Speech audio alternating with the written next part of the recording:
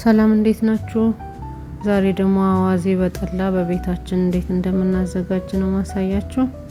በርበሬያችንን እያደረግን ጠላችንን እየጨመርን እናንቀጥናለን።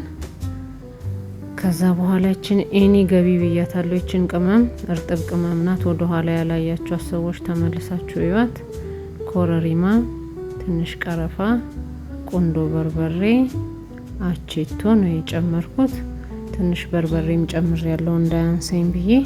እንግዲህ እነዚህን ነገሮች ምን ፈልገው ቦታ ላይ እስከሚደርስልን ድረስ በጠላ ነው እናቀጥነው ማለት ነው። ጠላችንን እየጨመርን በደንብ እናዋህዳለን።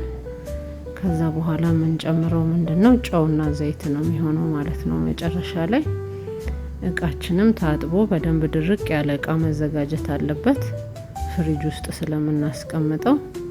ጨውንም ዘይቱንም ከጨመርን በኋላ ወደ ምን ፈልገው ቦታ እየደረሰልን ነው ያለው።